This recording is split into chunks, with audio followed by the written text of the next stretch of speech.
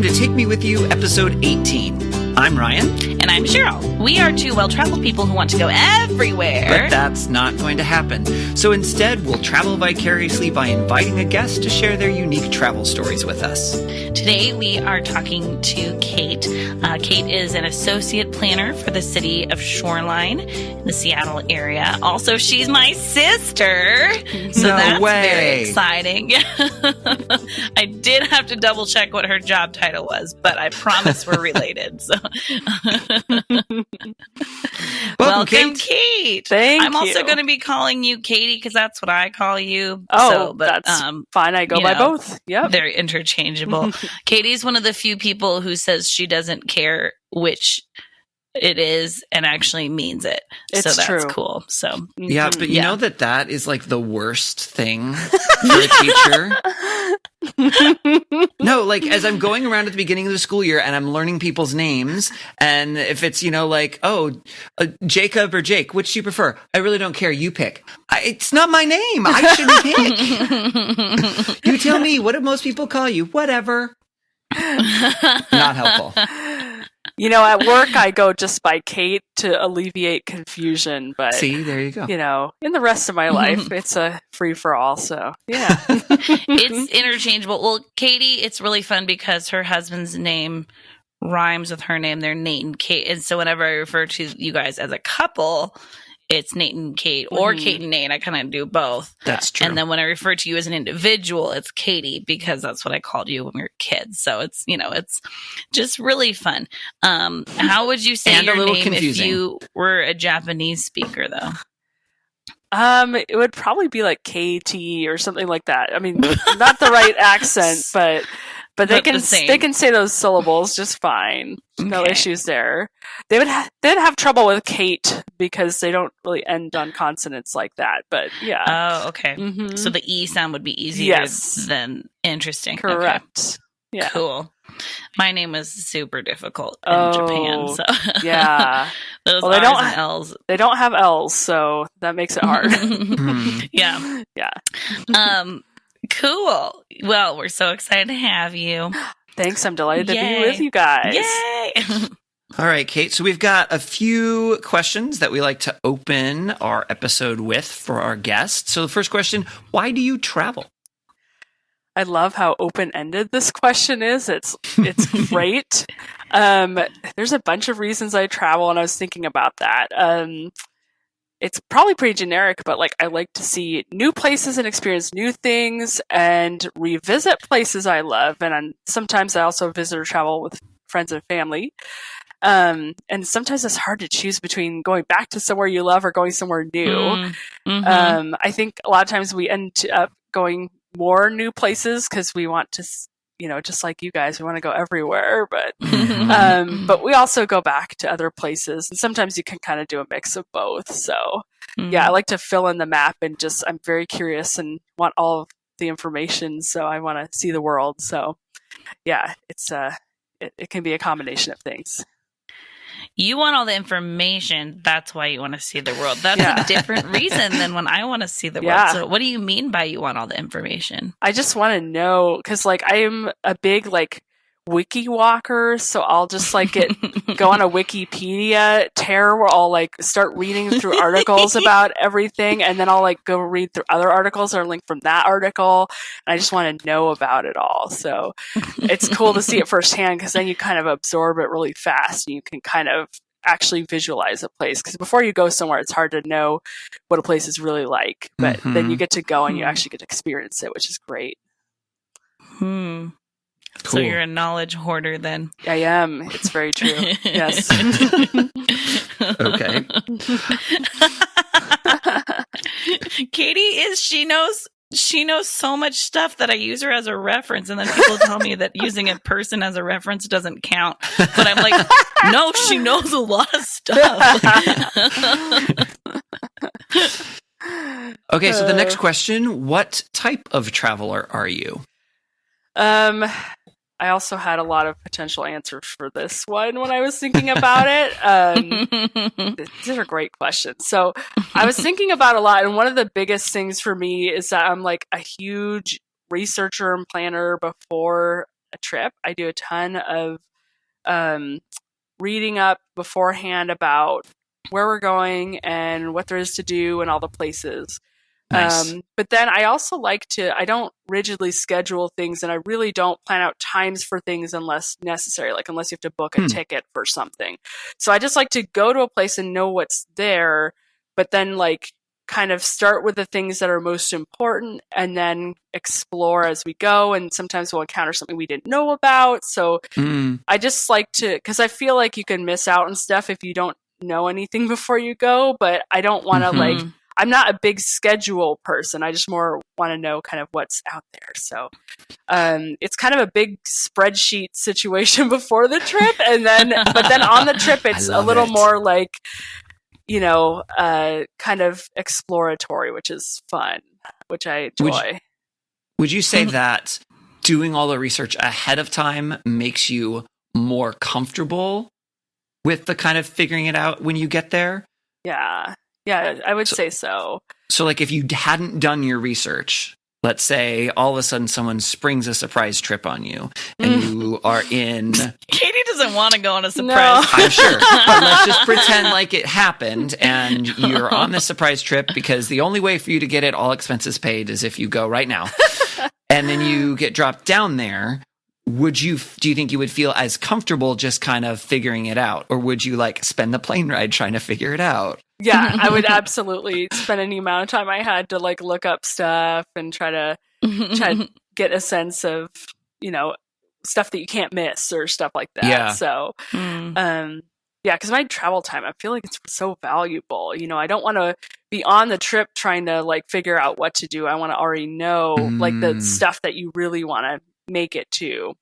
Yeah. Or like miss out on something because you didn't buy a ticket in advance or I don't know, stuff like that. Right. Yeah, you can avoid that if you just do some planning. Nice. So do you tend to use travel books or websites or all of the above? Do you have like some go-to resources that you tend to use?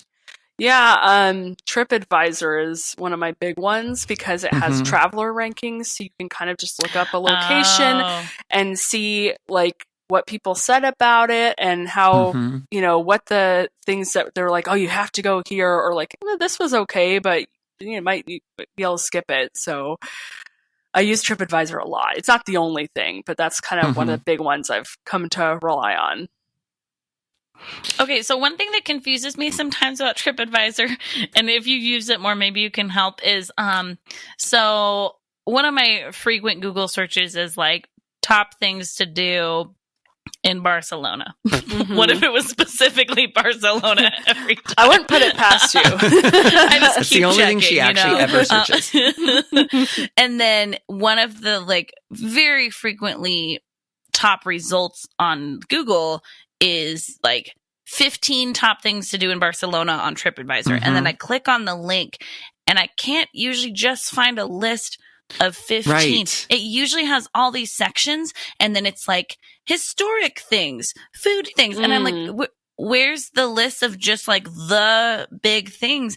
And so like navigating that website for me just kind of gets a little like frustrating sometimes, but I have heard a lot that it's like really reliable just because of the amount of use it gets and everything. So do you have any like thoughts on that or any like things that you've learned about like navigating TripAdvisor in a helpful way? Yeah, I would say that I wouldn't start with Google. I would just go straight to TripAdvisor and then it says, where are you going? And you type in the place and then there's different searches you can do. So there's hotels, flights, things to do is the one that you would want to look at for that.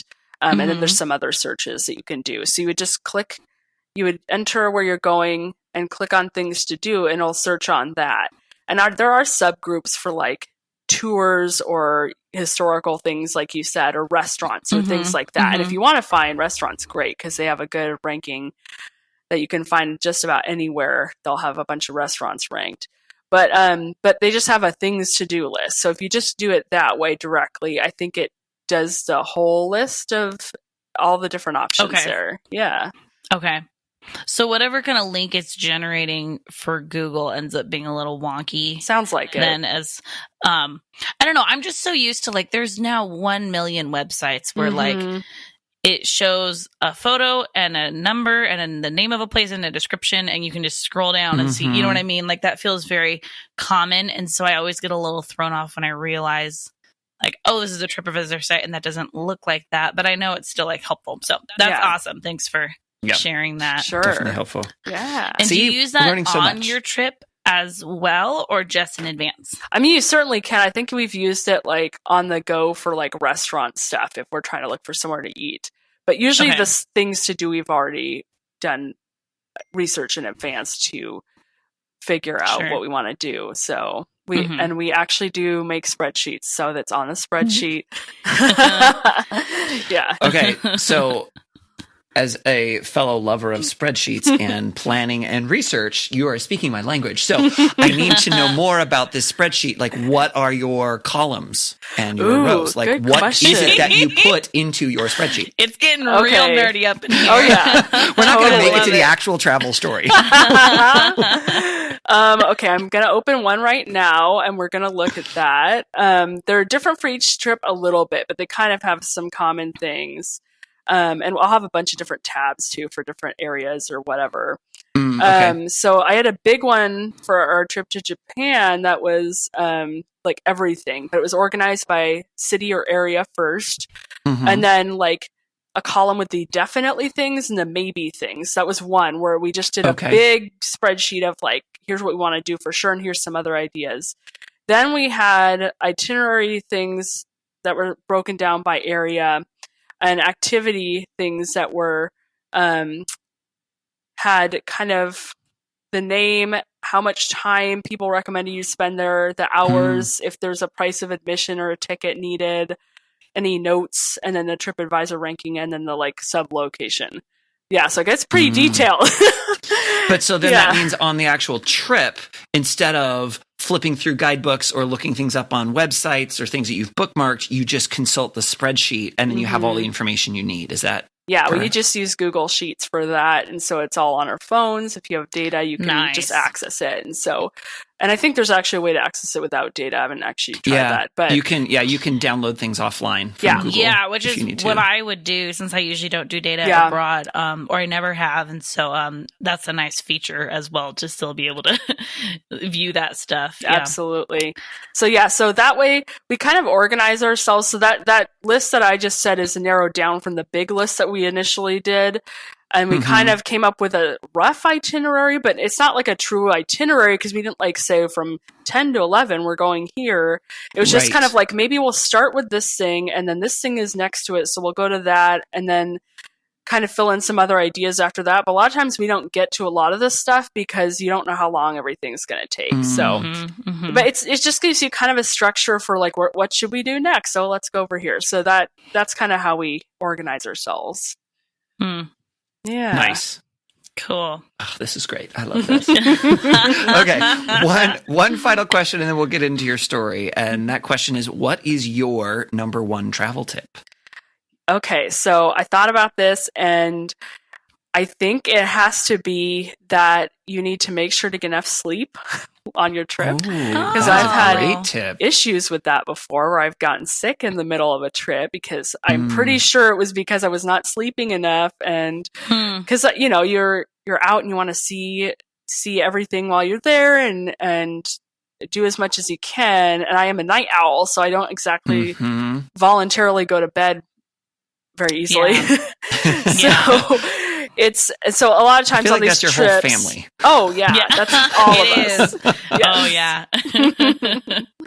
yeah. So this isn't a problem when you're just doing like a beach vacation, but like when you're doing one of these vacations where you're out and about, sightseeing, you're going to new places, or a more outdoorsy trip or something like that, you tend to I tend to be up for too long and habitually not get enough sleep, and you can totally get sick in the middle of your trip if you do that. So I have been trying to make more of an effort on recent travel to get more sleep, so I don't kind of have that whole experience of being sick in the middle of the trip and then be like, well, what do I do now? So yeah, that's a good one. Yeah, that's really good advice. I think the way to achieve that really easily for those of us who are normally night owls, and then a lot of times with travel you're like, well, I still have to be up for this thing at 8 a.m. whether or not I stayed up late, is like use jet lag to your advantage. My last couple of times I've traveled somewhere where it's been a different time zone, I've just like push through whatever like day and a half or 2 days that you're awake for, and then just like go to bed at an early time in my new time zone, and then just like kind of get a good start with like, because sometimes I get so in my night owl schedule that I can't even sleep. If I were to go to bed early, I wouldn't be able to sleep. I just, like lay there. And so that's something that I try to do in the name of self-care. I'm not always as good about it, but like it's a way to accomplish that for sure. Yeah. That's really good advice. Nice. Yeah. Okay. So what trip are you going to be telling us about today? So I'm going to be talking about a trip that my husband, Nathan, and I took to Japan in April of 2015. I had been interested in Japan from a pretty young age. I think this kicked off when my family went to Epcot when I was a kid. I remember taking a bunch of pictures of the Japanese garden and the pavilion there. I was really excited about it. I think I was like 9 years old, so it started pretty early. And then it just kind of built from there. I got to anime and manga, and then took Japanese history in college and took a Japanese language course that was 15 credits over the summer. So I did like a year of Japanese one summer. And so we finally made it before I turned 30, so that was great. And we were trying to hit the cherry blossom season, so we went in April. So I'll kind of reveal how that went as we go. But Japan's delightful. They have cherry blossom forecasts each year for the different parts of the country about when the flowers will be blooming based on the seasonal variances and elevation, and it goes from south to north on the islands, and it's great. They take it very seriously. So that's cool. Yeah, it's pretty great. So we decided to do a loop through central Japan, starting in Tokyo and then returning there at the end. So this was a long expected trip that I was really excited about. And my husband was on board because he just likes to travel too. So yeah. So we flew into Tokyo, and we started at the Disney parks there because we're busy. I'm a big Disney park fan. Yep. So that surprises me so much from what I know from your family. Oh man, I'm so jealous of that one that you got to go to Tokyo Disney. That's so it was cool. So good. It was so good. So I think I remember you saying that there are 2 parks there, and one is similar to the California one, and then one is totally different. Yeah. So can you kind of like describe that a little bit? Yeah. So they do have 2 theme parks there. One is Tokyo Disneyland, and one is Tokyo Disney Sea. So instead of land, it's sea. So everything's kind of water around water. It's literally surrounded by water. It's big canals and waterways around all the areas in that park. So yeah, the Tokyo Disneyland park resembles a mashup of Disneyland in California and the Magic Kingdom in Florida. It has the same castle as the Magic Kingdom, but there's elements of Disneyland there too. So I mean, if you know that you like Disney parks, you're going to enjoy it. But it's mostly kind of a mixing and matching of those parks, because that's what the Japanese company that runs it wanted when they planned it. It's a great time. There's some differences, like the train doesn't go all the way around the park, because in Japan, if you have a railroad with more than one stop, it becomes like a federally regulated thing, and you have to like run it like a real railroad. So they couldn't have it. They didn't want it around the whole park with just one stop, because that's pretty long for a ride. So they just put it around half the park, and there's only one stop. So it's this weird law. Yeah, there's this very strange law that influenced how the park got planned, and then their It probably makes a lot of sense in other contexts, but in the context of like an amusement park, that's so funny. Yeah, and they have a monorail there, and I think they charge for it because I think it's treated like a real train because it has multiple stops. So yeah, it's interesting. And there's a couple other differences. There's like their Main Street area is covered by this giant glass canopy over the whole big thing because they have more really? inclement weather than they do in California, so they wanted Sure. it to be a little more protected. So there's some interesting stuff like that. We're like, whoa, this is like bizarro Disneyland. But other than that, like there's a lot of stuff that you love from Disneyland there too. So Would you say that it has the same feel as Disneyland in the States? Or is like the feel different? overall the feels, yeah, pretty dang similar. Yeah. Okay. Yeah, it actually resembles the Magic Kingdom more. It's pretty huge. So, like the hub in front of the castle is enormous, and it has all the waterways and everything. But yeah, so we really enjoyed that. Of course, they have an awesome parade at night. That's like an upgrade of the Main Street Electrical Parades. That was really cool, and they have a big projection show on the castle. So there's some really cool things there. But Tokyo Disney Sea is the one that if you start talking to Disney fans, they'll probably start talking to you about because it's really unique. It's not like any other Disney park or any other theme park, I think, really. It's very atmospheric. All the lands there are called not lands, but ports of call because it's all around water and they all have waterfront areas. So there is, you kind of walk in and you're in this courtyard area, and then you walk under this hotel, which is in the theme park, which would be very cool to stay at, but it's very expensive. And then you go and you come out of the tunnel, and you're in this land called Mediterranean Harbor, which is looks like Venice. And I actually have pictures from it that Cheryl and Lisa had just gone to Venice when I took this trip, and I showed them pictures after, like, that looks like where we were. So it's pretty well themed. Disney really did it up there. And then in front of you across the water, there's this island with a big volcano in the middle, and it's called Mount Prometheus, and it kind of smokes and glows all day. And then they have these big eruptions at night that with these fire effects, it looks like it's erupting. Oh, that's cool. It's pretty awesome. And then on that island, there's a cool a land kind of in the midst of the volcano and partially inside the volcano called Mysterious Island. And it is kind of steampunk themed with two attractions, Journey to the Center of the Earth and 20,000 Leagues Under the Sea. So like both Jules Verne theming. So that's that land is one of the ones that everyone's like, oh my gosh, this is so cool. It is pretty awesome. You go inside the volcano to the Journey to the Center of the Earth, of course. Oh, cool. Yeah. Does Disney own those then? I think they're in the public domain, aren't they? Because they're old, right? I think so. Yeah. I think by now they are. But I mean, Disney did a 20,000 Leagues Under the Sea movie.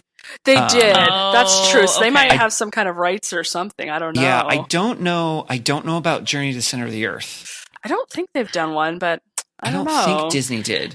But it's just interesting because Disney Sea sounds like, from what you had kind of described before too, there are a number of things there that aren't really like movies they've done. Most of it is. It's just like, this is fun, which is cool, but just it feels very different than like the parks, like the California parks, at least, I guess. Yeah. I guess Epcot is kind of like that. It is more like Epcot, where it's things that are unrelated to Disney IPs or whatever. There's a land called American Waterfront, which was kind of surreal because you're in Japan in a theme park themed to America. So, so there's a New York section that looks like old New York. There's a Toy Story mini land. There's a giant fake ocean liner called the SS Columbia. And it has two restaurants on it, one of which is the Teddy Roosevelt Lounge. So you go in and you're in this lounge with, like, it looks like something Teddy Roosevelt would have hung out in, but there's portraits of him all over the place at different points in his life. And everything's like made of wood and these big leather chairs. And there's like wooden bear carved pillars for the bar. So it's just like, wow, I'm in Japan on a fake boat in a theme park and it's themed to Teddy Roosevelt. So it was pretty good. So there's just, it's really interesting. And then they've got like a Tomorrowlandish land called Port Discovery. They've got Mermaid Lagoon, which is like a little mermaid land, but that's where all the little kid rides. They just put them all in one land. Which works. It's all, the outside just looks like King Triton's castle from the movie, but you go inside and it looks like you're under the sea, and that's where all the little rides are. So it's pretty cute. That's cool. That's fun.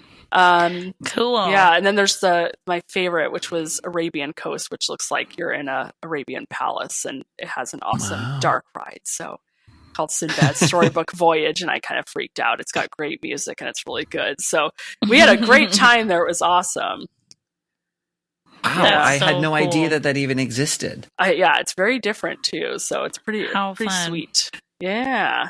Is it in the city, or like what kind of like train ride or whatever did it take you to get there? Yeah, it's kind of, I mean, it's certainly in the greater Tokyo area, but it's not like downtown or anything. So you go, we took a train, we flew into the Narita airport, which is outside of the city, like an hour outside of Tokyo. It's the big airport.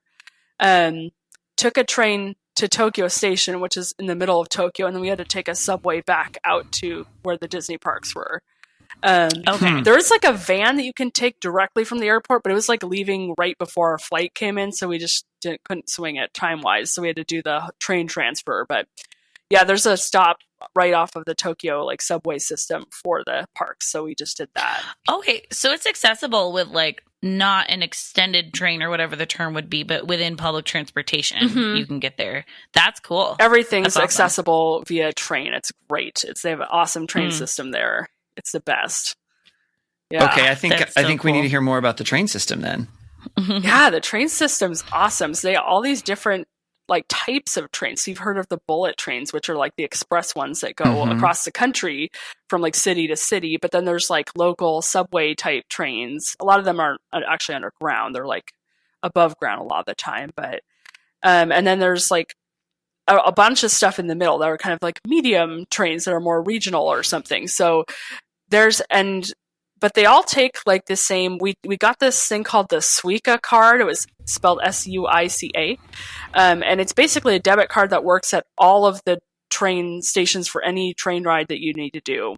Nice. Cool. So we just got there. We got cards for each of us. We loaded a bunch of money on it, and then we just used it for our whole trip. And all the trains come, even though they're run by a bunch of different companies, they come to the same stations. So Oh, interesting. Ooh. yeah, so you don't have to So like they're all switch. private companies? Yeah, they're these different companies. I think a lot of them are like either subsidized or partnered with the Japanese government in some way, but they're different companies. So Interesting. you can go on these different ones, but they're all centered at the same stations. So it's pretty That's easy nice. to get between them. I mean, the stations can be kind of confusing at first just because you have to figure out how to navigate them, but they do contain all the different stops or the different train lines that come through there. So that's pretty nice. So we love the train system. It's great. That seems pretty rare that the different types of trains will come to the same station. That's super cool. Yeah. Yeah. Wow. That makes it really convenient. Yeah. Yeah. And were the maps pretty easy to read, or the schedules, or like how did you do figuring all of that out? We used a combination of we have T-Mobile, which apparently has like free international data. It's just part of your plan. So we actually had great. data. Yeah, it's awesome. Wow. And Google has all of this on it. So we used a combination of Google Maps that's right. and then the looking at the signs and stuff at the station. So we would when we were trying to figure out, okay, how do we get from A to B, we would just look on Google and it'd say, okay, here's the route that you want, here's when it leaves. And then we go to the station, then we'd use the signs to figure out where the platform was and navigate there. And the stations a lot of times have a bunch of different like floors or stories, so they'll like you have to figure out which one you need to be on. But some of them can be pretty big, like the ones in Tokyo or Kyoto. But you kind of get the hang of it. At first it was like, whoa, but eventually we kind of caught on. So yeah. That's cool. Yeah. So did you book any of the trains in advance, or you just bought them all while you were in the country? We booked one in advance because that one seemed to be run a little bit differently because you had to like reserve seats. On most of these, you're not reserving seats. You're just buying a ticket to get on the train. But there was this kind of like the bus here. Yeah. Yeah, like even the bullet trains, you just buy a ticket to get on. You don't need to reserve a seat, and you just find a seat once you get on. So, okay. Or the bullet trains are called Shinkansen, so that's what they call them there. But yeah, so one that we wanted to take that was really specific was called the romance car, which I mean, I don't know if it's going to be appropriate for you to share about that on this podcast. Yeah, this is a family-friendly podcast. Whoops. Oh man, this is just great. I love how English words make their way into Japanese. So it's called the romance car because the seats are bench seats, so you can sit together. You're not separated by an armrest or something, so you can cuddle up to your person that you're riding with. How romantic! Yes, very romantic. Yeah. Well, I think we had to buy tickets in advance if we wanted to ensure we were going to get on that specific train. And it was going where we needed to go. So we did that. And we actually were able to get seats like in the very front of the train with a window in front. So we were like in the nose of the train and we were just watching the countryside go by. It was going out of Tokyo out to the mountains. So it was a really cool ride to get to see that like in the very front of the train. We loved it. Yeah, and they had super cute little these little lunch boxes that looked like a train. They were little plastic trains with a bunch of like sushi inside. So you like open it up and there's like a little sushi tray, but it's like looks like a little train. There's a lot of cute stuff in Japan. That's one of the cute things. Yeah. All right, now Cheryl wants to go. Yeah. I know. They love penguins there too. The little Suica train card that we had, debit card thing, had a penguin on it. So that's so cute. Oh my goodness. Yeah. So I actually went to Japan when I was in 7th grade, and that was also towards the height of my penguin obsession. So I remember getting so many penguin things there. Oh, it was very exciting. But I never got a train car lunch box, so I will need to go back so I can get one of those. So. And I haven't gone to Tokyo Disney, which sounds amazing. Well, when was that park even opened? The Disneyland opened in I think 83, and then Tokyo Disney Sea was in the early 2000s, I want to say. Okay. Yeah. And they've both got expansions being constructed right now, so there's going to be new stuff to see. Wow. I think they're trying to finish it before the Olympics in 2020 in Tokyo. I want to say at least one of them is going to be finished before then. So that would make sense. So that sounds like the worst time to go. Oh to yeah, those don't parks. do that. Mm-hmm. Oh boy, wait till before or after. I would say, yeah. Yeah. Yeah, it's gonna be crazy. Oh man. So what all cities did you go to on this trip? You said you started and ended with Tokyo. Yeah. What was your route? So we left Tokyo after going to the Disney parks. We came back there at the end and did a few days in Tokyo. Not in the Disney parks, but we in the midst after that we went to a little town in the mountains called Hakone, and then we went to a city called Nara, and then we went to Kyoto, and then went back to Tokyo. So Hakone is this little town near Mount Fuji. It's up in the mountains. There's hot springs all over the place because Japan's, on the Pacific Ring of fire. So there's like lots of volcanic activity and earthquakes and things. So there's hot springs all over the place, especially in the mountains. So it was a hot spring town, and we actually stayed at this traditional hotel called a ryokan that has hot springs in the hotel. Like it has a few different springs called onsen. So we got to stay there. That was Nate kind of found out about that and planned that. And it was really awesome. And the room we were in, you walk in and there's a little bathroom, no shower, just a toilet and a sink. And then a main room. And during the day, they put a table out for eating breakfast and dinner, which they serve you in your room. And then at night, they put the table away and they put out your bedding and you sleep in that same area. So it's very space efficient. And then there's this little like covered balcony thing outside that room. The floors are that tatami mat, woven grass flooring. The cuisine was called the kaiseki cuisine, which is kind of a traditional multi-course fancy Japanese style of cuisine where they bring out a bunch of little courses and it's all very seasonal. So we were there in the spring, so everything was supposed to be seasonally fresh and appropriate for the season or themed to the season. There was like little things that they would carve to look like cherry blossoms and yeah, everything is like either pretty or cute. Yeah. And so that was pretty amazing. They're very like you walk in the hotel and they're like, okay, they have you take off your shoes right away because you don't wear shoes inside in Japan.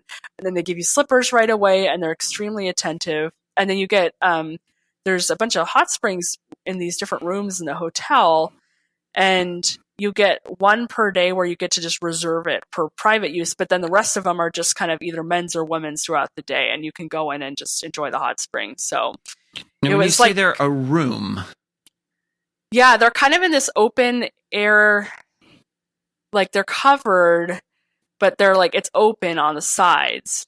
So like they have that when you enter, you're kind of coming through a door and you're in a covered area with like showers, but then there's the pool that kind of goes out and it's open past that.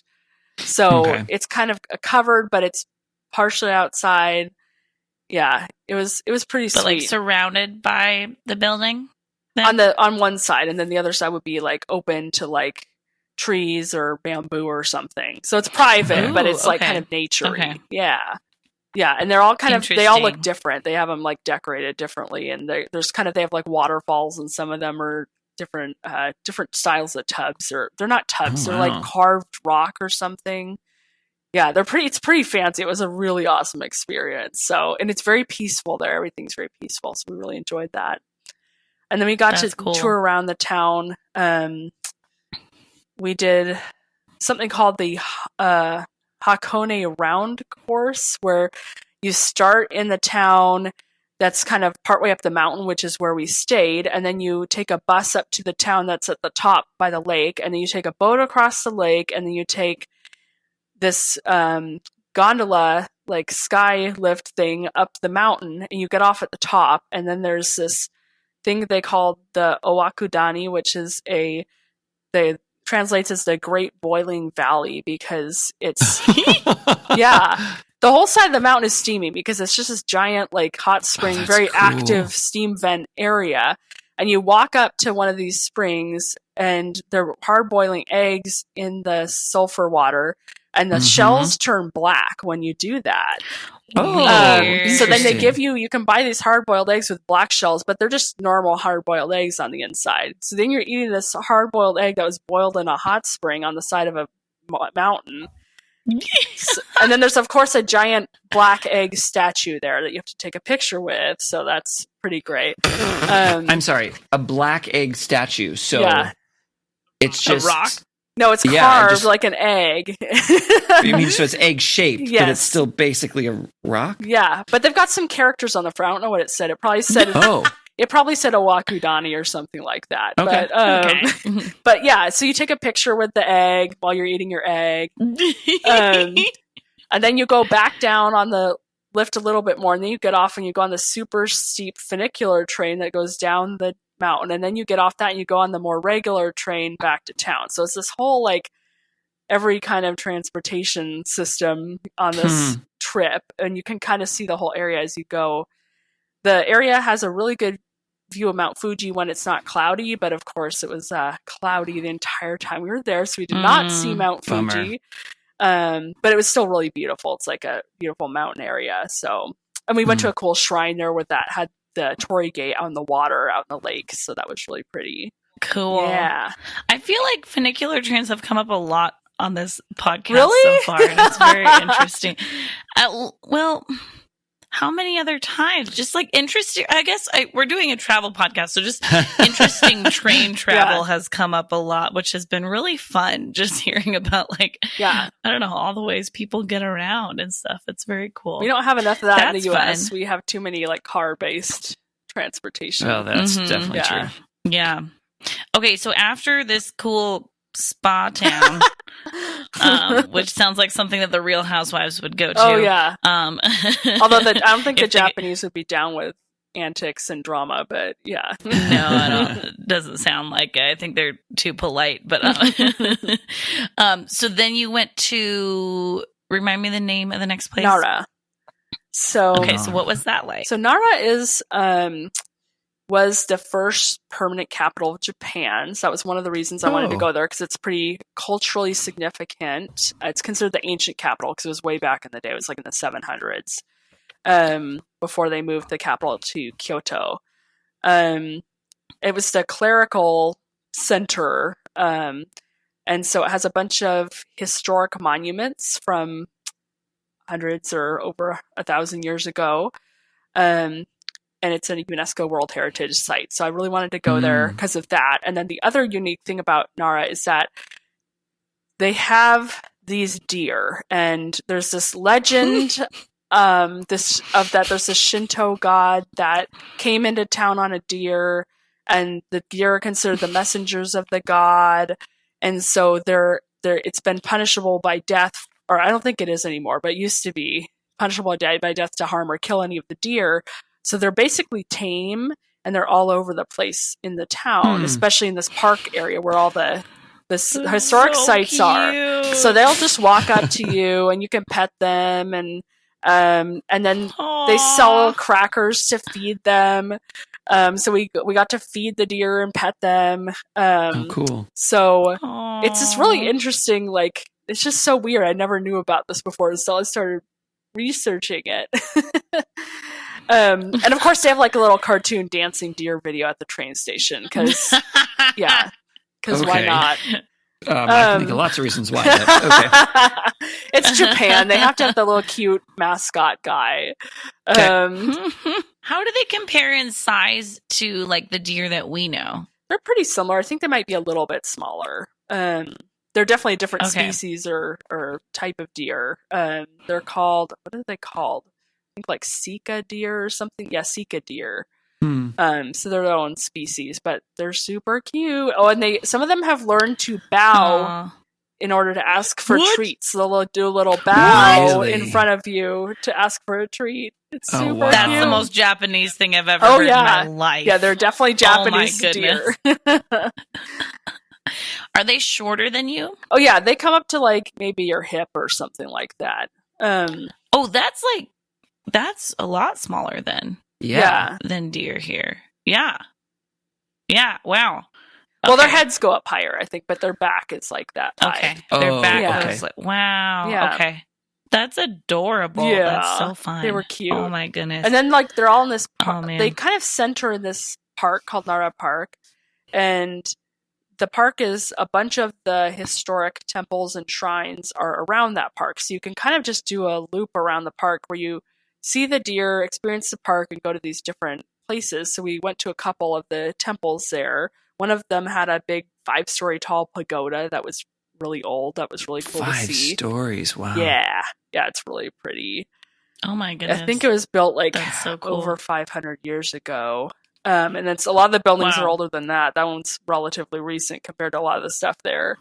And then we went to the Todaiji Temple, which is it houses the Great Buddha statue. It's the largest bronze Buddha statue in the world. And it also, the building it's in was like the largest wooden structure in the world until like the late 90s. So it's this massive building. Whoa. Yeah, it's huge. Like the scale of it is really crazy to look at. Like you walk into this really pretty like big gate area, and you come into this covered courtyard, and there's this giant building across the way, and it's got this giant statue in it. So it's just very spectacular to see. And the pillars for this building are just trees. They're just big, tall, old growth trees that they're using for pillars. I think it was built in like 728 AD or something like that. Like these are old buildings. Some of them have like burned down over time and been rebuilt, but like a lot of them are pretty old. And so like, yeah, this park area is really cool and there's a lot more. That's just 2 of them. Like there's a bunch of temples and shrines. Wow. There's like an old forest behind it. So it's a pretty cool area to explore. We only had like an afternoon, so we only got to go to a couple of them. It was really awesome. That's cool. And then you went to Kyoto. We went to Kyoto. Which is where I've been, so that was exciting that we've been to the same city, but at very different times. Yeah, Kyoto's the best. I would say if you go anywhere in Japan, you should go to Kyoto. Oh, really? Why? How come? It was the imperial capital for over 1,000 years. So it is very culturally significant and historically significant. And there's just so much there to see. And it really gives you a sense of kind of like a combination of historical and modern Japan, I'd say. I mean, it's just, so we loved it. So you get into town and you're probably getting into Kyoto Station, which is this huge train station. It's, I think, 15-story tall building with more underground levels. It has like a shopping mall and a hotel in addition to the train station, and like government offices and a bunch of stuff in there. And so that I think sounds it's familiar. A movie theater in there. Yeah, you probably went there. Oh wow, in the train station. I went there. Yeah. I remember so many escalators. Yeah. Oh, and yeah. I definitely remember a giant mall. Yeah, that was probably it. Yeah. Okay. Yeah, and then they have this big stairway with like lights, or I think they're like lights or screens on the edges of the stairs. So they do a big like show. Yeah, it's really crazy building. So you get there and you realize, oh, this isn't just a train station. Like there's a lot going on here. Yeah, and so so you start there. So that's very modern and it's kind of in the downtown area. But then you start exploring. You can kind of come to some of the older areas that are pretty cool. So some of the highlights of what we saw were we went to the Fushimi Inari Shrine, which is a Shinto shrine. So in Japan they have shrines which are Shinto, which is the Japanese like animistic religion, and then they have Buddhist temples, and they kind of both coexist there. So Fushimi Inari is to the god Inari. All the buildings are like kind of this bright reddish orange and white colors. Everything's very striking. There's fox statues everywhere because Inari is associated with foxes. But then the really kind of unique thing that you find out about when you're doing research and learning about it is that behind the shrine in the woods, you start going up the hillside, and there's these paths that go through the woods, and they are all just lined with torii gates that are all spaced about 2 to 3 feet apart. So you're walking on these paths under these big, they're not giant, they're like medium-sized torii gates through the woods. What's a torii gate? Yeah, I don't actually know what that is. It is, you can probably conjure up an image of that. It's that kind of reddish orange structure with the 2 pillars and then the kind of crossbar on the top that goes out past the pillars and kind of goes up on the edges. Oh, okay. Yeah. So you're in the woods going through like a tunnel essentially of these torii gates that are all spaced together on these paths. But there's space so you can still see the forest around you. It's very surreal. It's a really interesting thing. It's cool. If you should look up pictures of it, it's really awesome. And people have just donated them over the years because it's for like blessings from Inari. So they all have like characters on them from who donated them. So it's kind of an interesting cultural thing. I think there's like over 1,000 of them. There's a ton of them back there. So and just to clarify, when you say characters, you mean like Japanese characters, like what we would have letters? Yeah. Yes. Not characters as in like an animated character. Yes. Not characters as in the dancing Not deer. the dancing deer. Right? just to clarify. Who's also kind of a character. Yeah, Japanese characters. So they have 3 character sets. So typically you're going to be seeing the kanji, which are the ones that are from the Chinese characters. So that was pretty awesome. You see a lot of people wearing kimonos to temples or shrines because they kind of get dressed up to go to some of these sometime. We went to another temple called Kiyo Mizudera Temple. That one we went like in the evening and it was all lit up. So that was really beautiful. And it's like on the hill overlooking the city. So you get really pretty views of Kyoto. And they have a 3-story pagoda there. We went to a Zen temple called Ginkakuji Temple, which has like Zen gardens. They have this sand sculpture that's shaped like Mount Fuji, and it just like stands on its own. I don't know how they do that.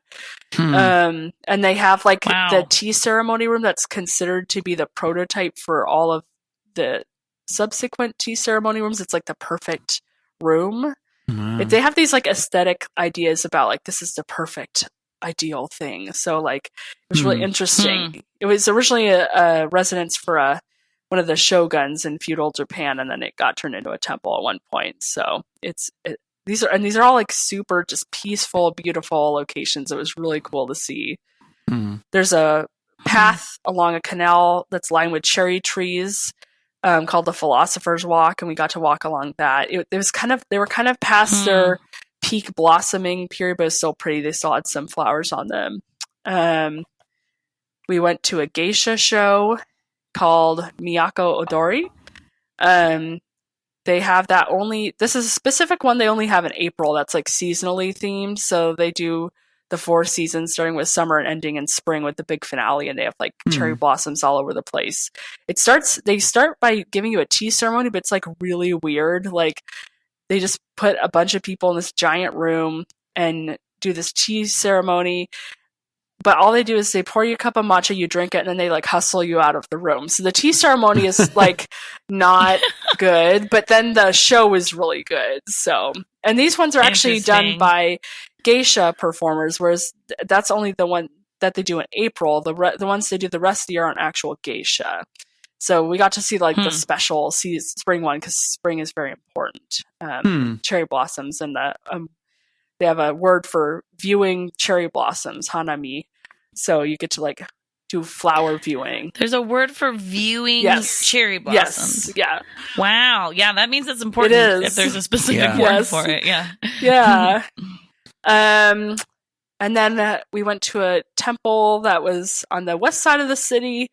Kyoto is kind of bordered by 2 mountain ranges on the west and east side. So we kind of got to go to either side. And that's where a lot of the temples and shrines are.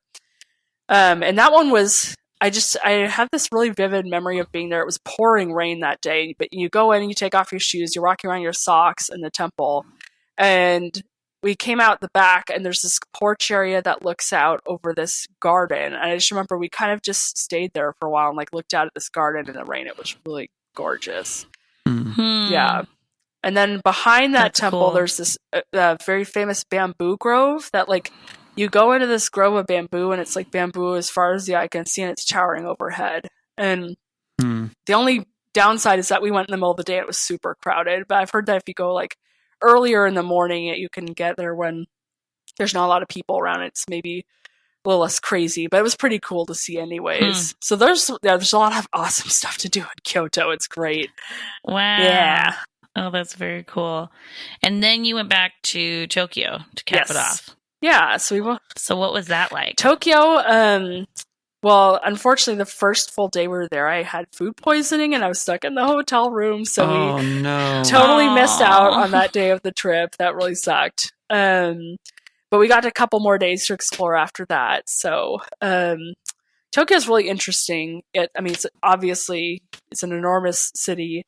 It has multiple downtown areas. Like, it's got several like that we went to, and you can if you get up high in a building, you can see like more in the distance. It's not like just one downtown. So it's really interesting. So we kind of went to some of the different areas and tried to see what they were like.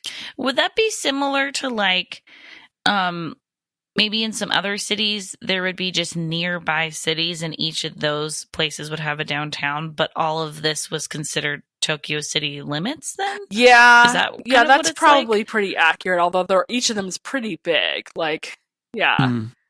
Yeah. Wow. So we were staying in the Shinjuku district, which I think is maybe the biggest one. And yeah, so we went and we saw a kabuki show in the kabuki theater there. That one we did book in advance. They gave us headphones. And can you explain what it is? Yeah, kabuki is a form of traditional Japanese theater. And a lot of times masks are used or they'll paint their face. And it can be pretty dramatic, but there's usually also comedic parts. And we were actually given English headphones so we could hear the English dubbing, so we could kind of follow along. Oh, wow. So that was nice to help to kind of understand what was happening. Nice. Is that the one that sometimes has puppets? Yeah, they do puppets sometimes. But it's okay. I went to something where they demonstrated for us the what's the word? Kabuki. What? Kabuki. Kabuki. Yeah. Puppets. Yeah, I think we got to like play with them, and we got to wear the shoes. There's like really tall like platform flip flops. Yeah. Which, like, flip-flop does not seem like the right type of attachment on platform shoes. Right. But that's what they were. And so we got to wear those. And then it was like a 2-person operated puppet and stuff like that. It was very interesting. Yeah. I don't remember that there's any puppets in the ones we saw. I think it was just all human performers, but but yeah, it was really interesting. We stayed for 2 shows, but it just kept going after that. I don't know how long it went after that, so we just left after 2 shows. But so, it was cool. So do people come and go through the whole thing? I guess. I don't know. I can't remember how many shows it said there were. It just goes on and on for a while. Interesting. So you might be able to drop in and out. Yeah, we went to the Akihabara district, which is kind of the electronics and like geek otaku district, like with video games, anime, manga, all that stuff. So we kind of checked that out. There's multiple areas in the city. Like I said, there's multiple downtowns. A lot of them have an area that looks like Times Square. So there's like several Times Square type areas in Tokyo. So this is one of them. We went to a crazy department store, and they had, one of my memories of that is that they had a whole area of one of the floors that was just miniatures, like for model building. And so I was kind of freaking out when I went there. I was like, oh my gosh, look at these little trees and like all these different little things. It was pretty cute. Is model building a big thing? I don't know. I hadn't heard that before, but they do like cute things and little things. So maybe they do like model buildings. That kind of ties together. Interesting. We went to, so there's 2 towers in Tokyo that you can go to that are like big, tall observation decks. They're both communication, the broadcasting towers, but they both have observation decks. So one's called the Tokyo Tower, one's called Tokyo Skytree.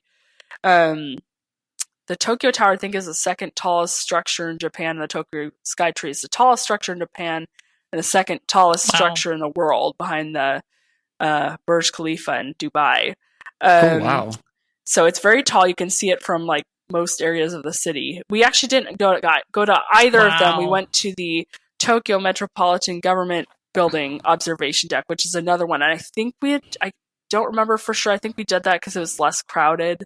So we went to one of the other observation decks, but we were able to see those towers from that. So that was kind of cool, and to see a really good view of the city.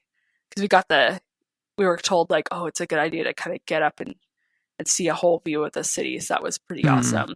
How does Tokyo compare size-wise to like New York or I don't know, like other large it's one of the that maybe we're familiar with? Yeah, it's one of the bigger ones. It may not, I don't think it's necessarily bigger. There's some really big cities in like China and Southeast Asia, and those might be bigger. But it's one of the big cities. I think it's bigger than New York, if I'm remembering correctly. But I mean, if it has multiple downtowns, that's just like huge. Yeah, New York kind of has 2, right? Because it has like the lower Manhattan, and then it has like the theater district area. That's kind of another downtown. So, but there's a bunch of them in Tokyo. Interesting.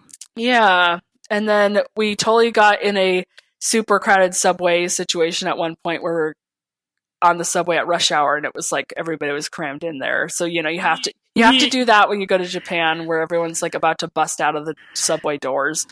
So I just looked it up. Tokyo is the most populated metropolitan area in the world. Oh, it is? Okay. Oh, so it's appropriate that it's much larger than New York City in terms of land area. So it's noteworthy that Tokyo is so large that its population density is less than New York's. Oh, interesting. So it is more spread out in a way. Yeah, okay. As far as the population density. Tokyo is also like the classic example of like tiny living and like making the most of your space, which is like the Murphy bed thing and stuff like that. So like, did you feel at all like claustrophobic when you were there, or were you cool with it? Or how did you feel? Let's see.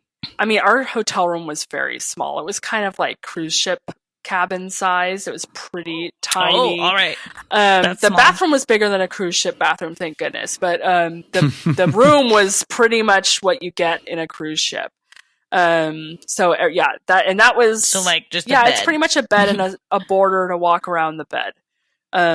That's pretty much it. And I think it might have been against one of the walls. I can't remember. Okay. Yeah, there's definitely, everything's kind of crammed in there. But, like even when I mentioned like the traditional hotel, like they already had that kind of ideal before they were even like built up in Tokyo as this efficiency of space where they're going to use the same space for sleeping and for Mm-hmm. eating, and they'll just convert it. So it's kind of, I think they didn't find it that hard to like just go off of that. But yeah, there's a lot of, and I mean, you know, I'm an American, I'm a plus size lady, and so I definitely had some seats that were like, oh, that's a small seat. That's smaller than what we would have in America. So I had that, but that wasn't like density related. Although maybe partially they're trying to pack people in. But yeah, I think it was just more like their normal sizing. But yeah. But yeah, no, it was the most claustrophobic I felt was in that subway car when it was rush hour. And I was like, oh, okay. And all the business people are wearing dark colors or neutral colors. And I was wearing like a red dress. And I was like, all right, standing out today. A blonde Caucasian woman in a red dress. Yeah, totally. Lisa and I had a really crowded subway car experience in Rome one time where like there was a point Lisa, where her your nose other was sister. Right. Yes. Who I shared about in episode 2 of this podcast. We went to Italy and Spain right around the time when Nate and Kate were going to Japan. So that was like a big month for our family as far as travel goes. But there was like her nose was pretty much in this guy's armpit. Like just he had his hand up holding one of the bars up top. But also it was one of those things where you didn't need it to even hold on to anything because the other people around you just kept you upright. And so it was just kind of like you could lean and it wouldn't matter, you know? No, thank you. Like, yeah. Yeah, Nate had a backpack on and this lady motioned for him to take it off and like hold it down by his legs so he took up less room. People are there very extremely polite and conscious of others. Like people generally don't talk at all on the train. It's like most people are just silent. Wow. A lot of people sleep on the train, actually. We saw a lot of people sleeping.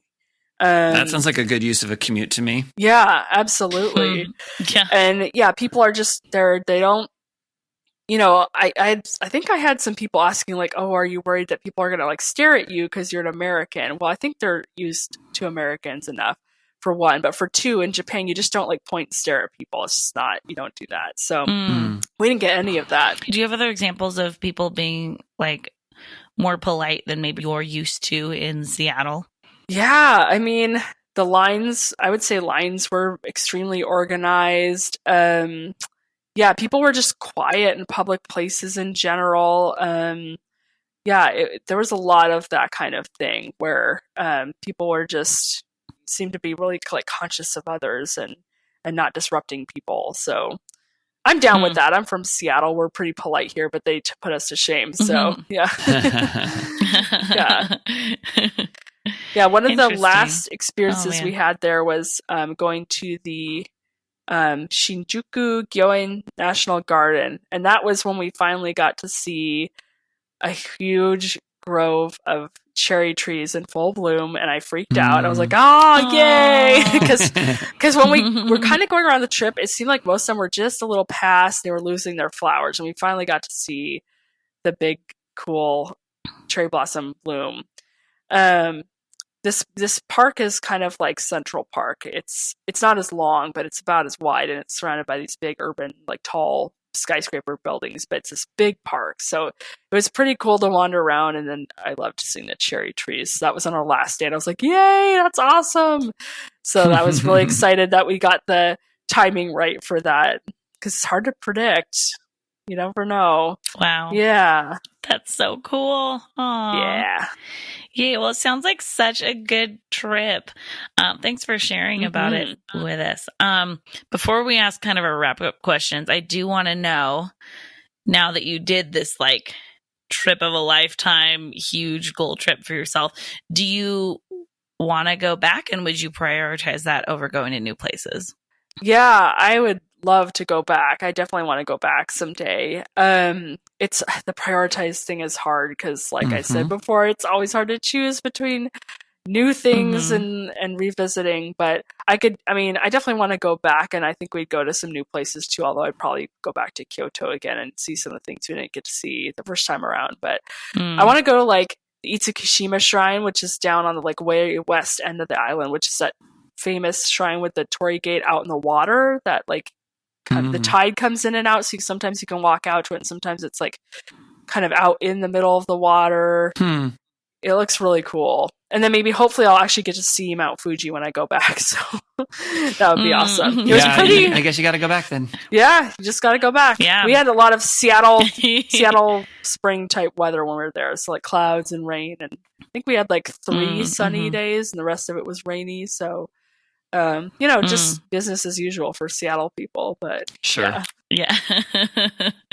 Yeah. Oh, cool. Well, we have a question based on the title of our show. If you could take us with you to just one thing on this trip, what would it be and why? Yeah, this is hard to narrow down because I think there's a lot of things that you guys would both like. But I think one like nice encapsulated experience would be going to Nara, and you go to the park and you see the deer, and you get to see some of these old temples, and it's kind of a fun kind of series of experiences all kind of grouped together. So I think I would go with you guys because Shaw, I think you would love those little deer. They're so cute. Yeah. I also love a park. It's a good park. I feel I don't know why parks are so great. But I don't know. It may be because it forces you to slow down, Cheryl. And I don't know. I love nature, but I like cities, so maybe parks kind of give you both. Do both those things too. So yeah, that's so cool. Well, Katie, what's your next trip? So we have a trip planned that we just booked like a few days ago to Kauai next month, which I'm really excited about. Really? Yeah. So, I mean, originally, this is replacing a trip that we originally planned and had to cancel.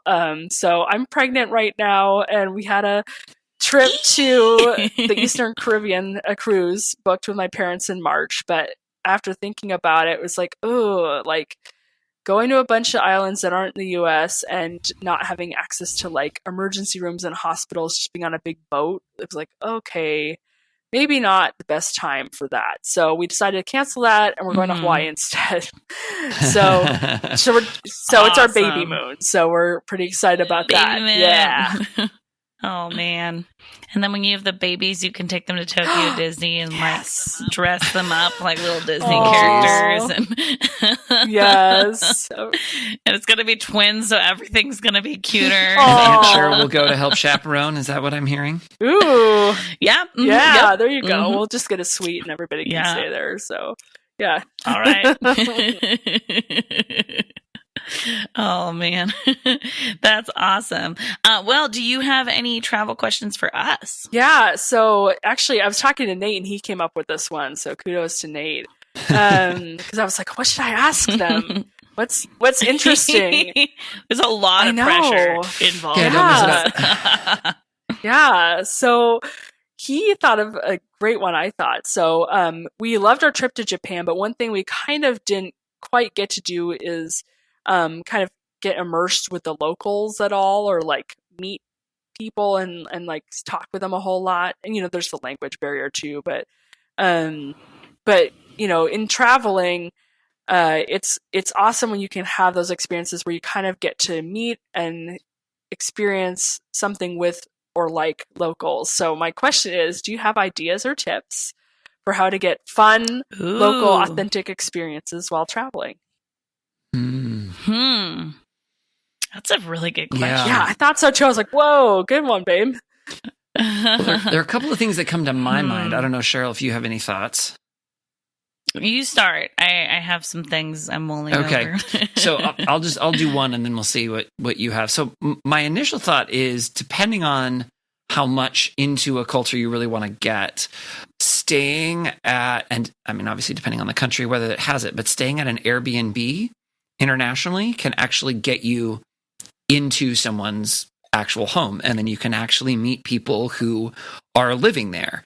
And I mean, it depends obviously on the location and whether you're renting a room or a whole place or whatever, but that's a way of not being in a hotel and getting a little bit more of the feel of the local culture. I mean, it doesn't guarantee, getting to know local people necessarily, but it definitely gives you a little bit more of that local feel than like a big hotel would. Although it sounds like you kind of already had some of that anyway in Japan, just because even the hotels there were different than what we're used to here. Yeah, just that one kind of more traditional hotel. But the rest of the ones that we're staying are pretty like westernized standard hotels, like what we're used to. So yeah, I like that. Okay. That's a great idea. Cheryl? My one that's not necessarily actually okay. I have two. One's a little more snarky. It's we'll just know someone who lives there and then just hang out with them and meet their friends. So just know a local and then just do that. I mean, to be fair, both you and I, Cheryl, have done that. Yes, exactly. That's what I'm saying. It's actually from personal experience. It depends. I mean, there have been times too where like I visited someone I knew through friends and had never met in person. Mm-hmm. And like, I think sometimes people are just willing to be super hospitable and welcome you in. So like sometimes networking can help, but obviously like if you don't have connections somewhere, you just don't. My other thought was the food tour that I took in Barcelona. See, that was the other thing I was going to say, but I thought you probably would come up with that, Cheryl. Yeah, because that food tour was just like 3 of us and then the tour guide was a local. And so on that type of tour, it's not really scripted. I mean, there are certain like points of interest or like historical things that they talk about, but like you're going into various restaurants or shops where like I think it's not necessarily like the touristy places. I think it's just like, hey, here's where to get good food of this nature. And then the tour guide is a great source to just talk about like, hey, where else should I go? Or like, what else should I do? And so that can be fun as far as having a conversation with someone who lives in the city and then also getting to hear from them like, okay, like one of the places we went to on the food tour in Barcelona, he was like, yeah, this is the bar I used to just like go to with my friends all the time. And it, so like, it's just, that was fun. And then just hearing from that person, like, what is life like there and everything. And it's all within the filter of food, which to me is a great way to get to know an area. So it's like, how do you guys eat? Let's talk about it. So that would be my idea. That's great. Yeah. I like that. I'm up for a food tour. Oh man, so good. You should do one in Hawaii. Ooh. Oh, yeah. Poke tour. Sure, I can't have poke right now. Oh, that's right. Well, we're talking about going to a luau, so that's at least foodie, but it's not exactly a way to meet fun. locals. There you go. So, okay. Yeah, so much. That's great. Cool. All right, we're going to move into the last section of our time with Kate here. It's called Wish You Were Here, where each of the 3 of us is going to share something, an attraction from our travels that we think is cool and would be worth other people going to. So, Cheryl, why don't you start? Okay. So, as I've been processing like how to come up with eventually hundreds of things for Wish You Were Here, I've been like revisiting some of my trips, which has been fun. And this is a fun idea. That is just a mode of transportation that I think is really fun and unique, is if you go to Venice and you are either flying in or out of Venice, you can take a ferry to the airport. Really? Yeah. Which is so weird and cool. And like, it's kind of a long ferry ride. I don't remember how long. I think it's like an hour. Like from the airport not to a where? Ferry to the like city of Venice. But like, does it take you like to San Marcos Wow. Square, like the main part of Venice, or does it like take you to the edge of the city and then you have to like take another one? It takes you to the port that's right next to the square. So like that main port that like is right next to like San Marcos, kind of like where you want to end up. Because if you walk to San Marcos Square from the train station, it's about a 30-minute walk if you don't get lost. And so, which, for the record, is easy to do in Venice. Yeah. The weird thing is for me in Venice, which we didn't really talk about much, but we also haven't talked about the fact that I suck at navigation. Well, maybe we've like touched on that, but navigation in Venice for me was like the easiest thing ever. Which is so weird. I think because there's not always like necessarily a right and wrong. It's just kind of like follow the direction. My gosh. Because you can't, in Venice, you can't just follow a street. No. Because it changes every like half a block.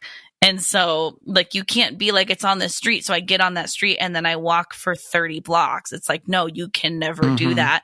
You also can't follow the shore even because that doesn't work. So like it was funny because Ryan, who's way better at navigation than me, I would say in a lot of circumstances, and then my dad, who's also very good at navigation, both warned me before I went to Venice, like navigation is difficult. And so Lisa and I, when we were there, we just gave ourselves ample time for everything.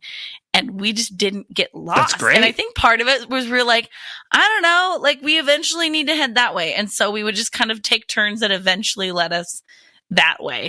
And it worked. That's great. So anyway, but we thought as we were processing, we were going to be flying out of the Venice airport, but that's not actually on like the island or like the land. It's just nearby. And so we're like, well, we could walk for 30 minutes or so across Venice to the train station and then take like a 30-minute train to the airport, or we were staying right near San Marcos Square. So we're like, we could take an hour ferry. I'm kind of making these times up. They're rough estimates. And like the ferry was just like a few blocks from where we were staying.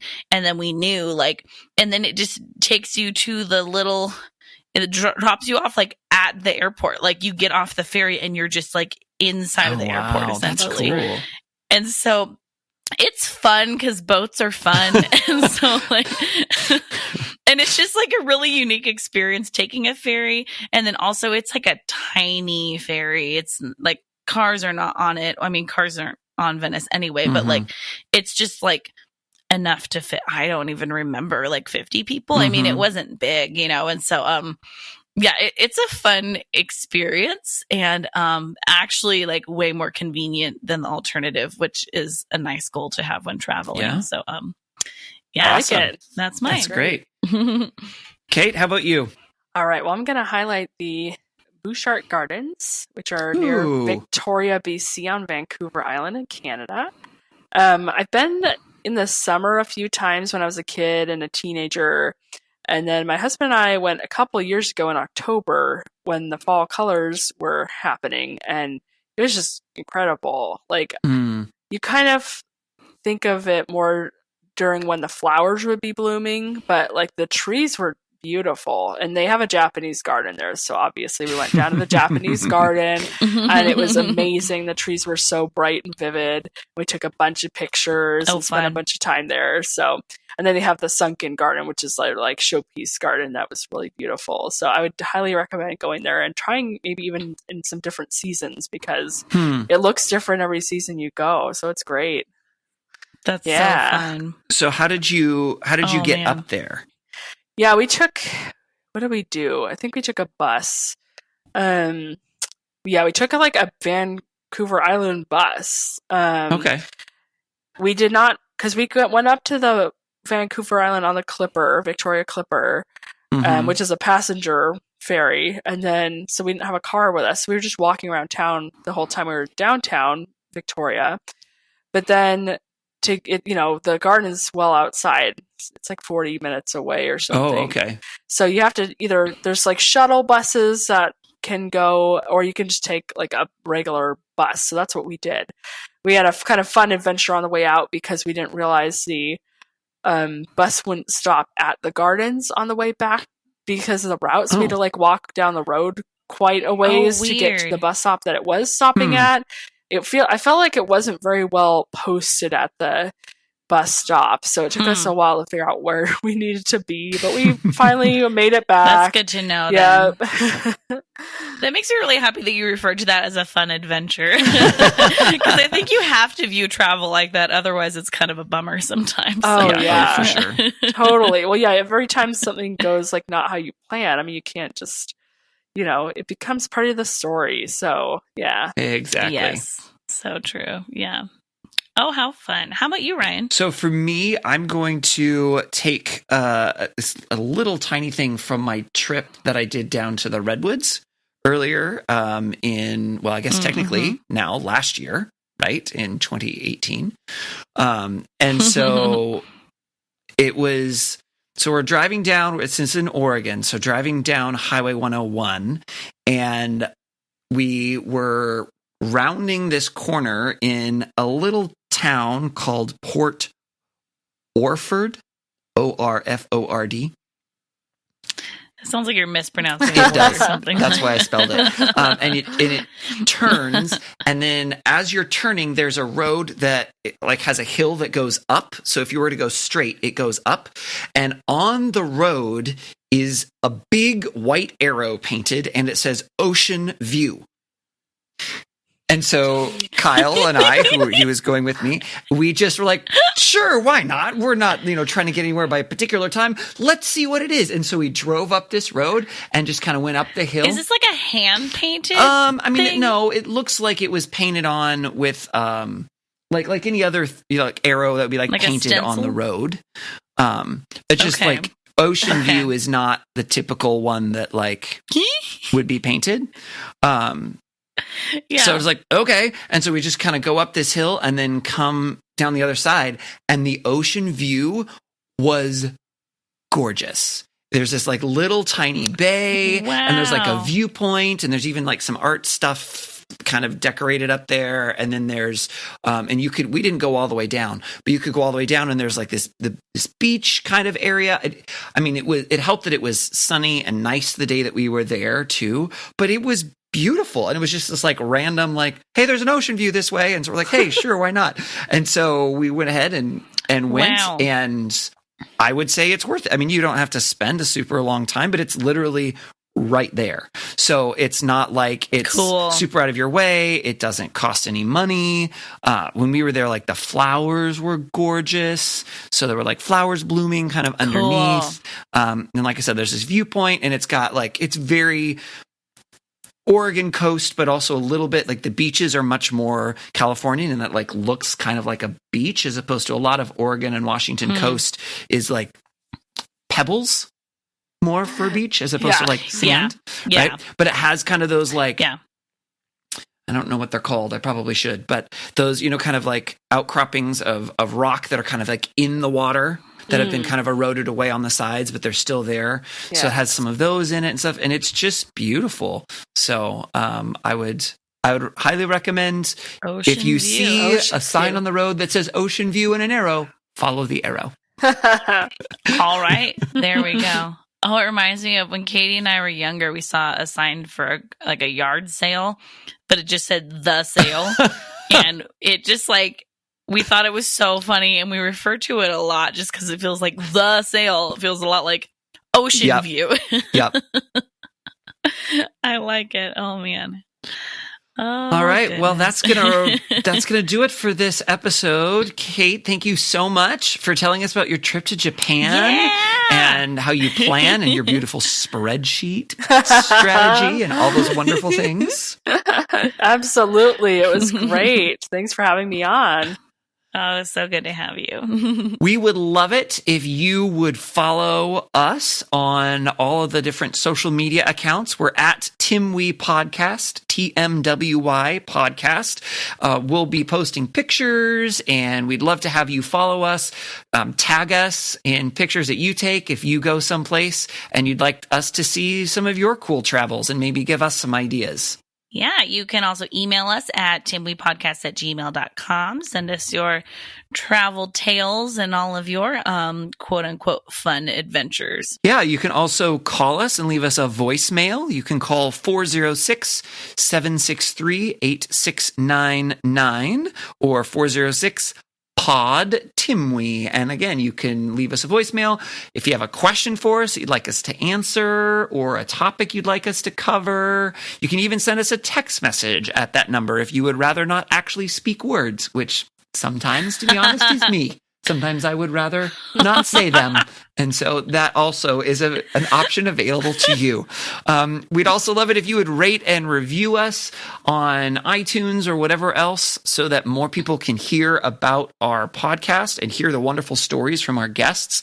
And if you like listening to our podcast, go ahead and subscribe. And that way, every Monday when we post a new episode, you'll automatically get it and you don't have to go searching for it all the time. Yeah. As always, thank you so much to Beth Morrell for our awesome artwork. You can check her out at Beth Is Something. Thanks, Beth.